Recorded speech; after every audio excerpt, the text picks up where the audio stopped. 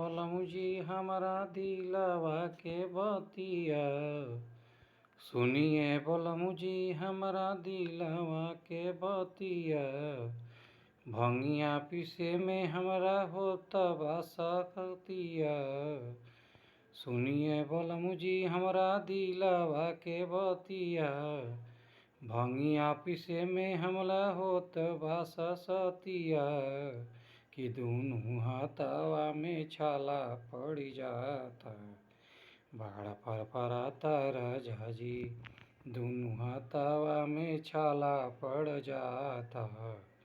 बड़ा फरफराता राजा जी। जाइब जब बाजार त मिक्सर लेके आई। ना मिक्सर ले आइब त हम नैहर चली जाई। जातनी बाजारे रौरा मिक्सर लेके आई। कार्तिक गणेश के नैता लेके नैहर चली जाई। कि दोनों हाथवा में छाला पड़ जाता।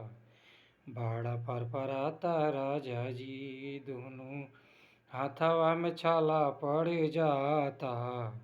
बड़ा फरफराता राजा जी। भंगिया पीसे में हमरा होत बासा सतिया। कि दोनों हाथवा में छाला पड़ जाता। बड़ा फरफराता राजा जी। कि दोनों हाथवा में छाला पड़ जाता। बड़ा फरफराता राजा जी। जाइब जब बाजार त मिक्सर लेके आई। नहीं त गणेश कार्तिक लेके नैहर चली जाई। कि दोनों